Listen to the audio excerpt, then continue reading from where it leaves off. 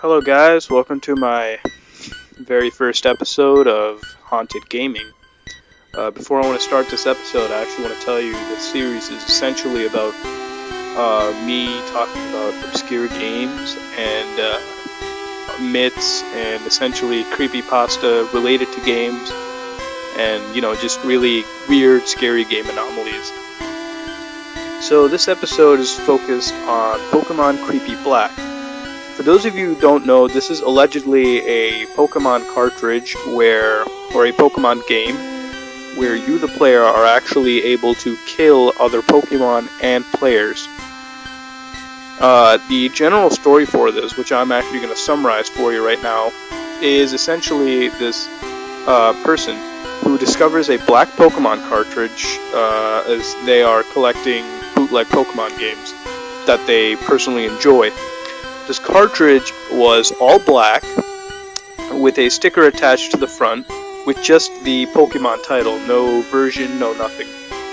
The intro for the game, once it was plugged into the Game Boy, was Nidorino and Gengar fighting just like they did in the red and blue versions of the game.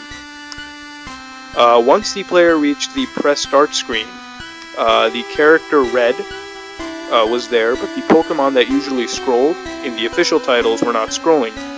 And instead of saying red version under the Pokemon title, it said black version, thus bringing the name Pokemon Creepy Black, I guess. As the player had obtained their starter, Squirtle, Bulbasaur, and Charmander, they had obtained another Pokemon named Ghost at level 1, which resembled the ghosts from Pokemon Tower in Lavender Town before obtaining a Silph Scope from Devon Corporation. Ghost had one attack, Curse. Curse is actually available in... Curse is actually an official Pokemon move in the recent titles, beyond Generation 2, I guess. I'm not exactly sure.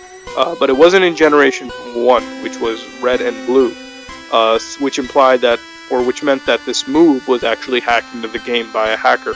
If Curse was used on another Pokemon, the screen would cut to black and the cry of the Pokemon would be heard. However, it would be distorted or slowed down. If it was used in a battle against a trainer's Pokemon, once the Pokemon was killed with that move, the Pokeball counter, which indicates how many Pokemon a trainer has, would be decreased by 1 for the trainer whose Pokemon was cursed. After all the Pokemon were defeated in the battle, the trainer would appear, and the game would offer you two options, Curse or Run. Run would basically end the battle as it usually ends in an official game. Curse would kill the trainer, and when the player returned back to the overworld, the NPC they fought against would be replaced with a tombstone. Curse couldn't be used against other ghost Pokemon, and against your rival and Giovanni, until the final encounter, however. After the Hall of Fame, the game cuts to black and a box appears stating many years later, and the game shows an old man staring at a graves. The old man is actually meant to be your character from before. At this point, Ghost isn't in your party anymore, which is odd because Ghost was never able to leave your party at all. You couldn't drop him into a PC or anything. Your character, the old man, moved at half of the normal speed that the player was supposed to move at. The player would eventually have to go back to Pallet Town and enter their home and stand on the exact tile where their adventure first started. As this is going on, the Lavender Town theme, which plays constantly throughout the overworld when you're the old man, would slow down almost to a demonic pace at this sequence where you're seeing Pokemon and characters you have killed. After you're done seeing the sequence, a battle with Ghost would trigger where you are the old man and you wouldn't have any Pokemon at all, and you would be against Ghost. And I mean, as the old man, obviously you have no moves, so you can only struggle. Struggle wouldn't do anything to Ghost, but would take a chunk of your HP away from you. And whenever it was Ghost's turn to attack, it would just be Ghost would reply to you, and it would just be ... or an ellipses. When your health reached a critical point, the red point, Ghost would use Curse, and the game would cut to black, and then the game freezes. The only option you have left is to reset the game, and then, once the game was reset, your file was gone, implying that Ghost had killed you. Whether this card exists or not is to be debated. This ROM could exist, and I really have no way of proving if it's a fake or not, and for all I know, it could exist. This cartridge could actually be real. I am skeptical, however, as the person stated in the creepypasta that the cart was lost when they moved. Now I know everyone isn't the same, and they could have lost the cart genuinely, but if it was something this obscure, the cart should have been kept as a friggin' treasure.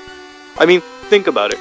Normally Pokemon hacks you find on carts or on the internet are basically just, you know, the Pokemon changed around and the story altered a bit, or maybe it's a total ROM hack, I guess, I don't know, they make a story. But there's nothing as fucking creepy as this. I mean, a Pokemon game where you kill other people? I mean, damn, that's friggin' awesome. And creepy at the same time. I mean, I still have my Godzilla, you know, game for Game Boy Color, and that is a shit stain on the fabric of gaming. And losing something like this is, almost in my eyes, impossible. But can I prove it doesn't exist? No. But really, it sounds fake to me, so I'm gonna rationally assume it doesn't exist, and the story is fabricated. But if it exists, then that is fucking awesome, and I hope I get to play it. This creepypasta has gained quite the fan following, and a group who goes by the name Filmflux, with links in the description below, had attempted to hack a ROM of Fire Red and recreate Creepy Black.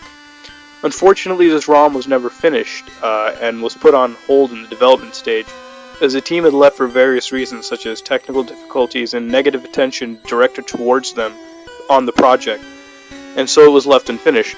However, you guys can still go to their website and find the unfinished hack they have, and, you know, play the game.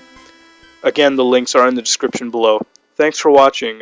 This has been the first episode of Haunted Gaming. And if you like what you saw, then definitely like, comment, and subscribe. It helps me out a lot. And tune in next week, where I'll be covering Ben from Majora's Mask. Again, you know, goodbye and have a nice day.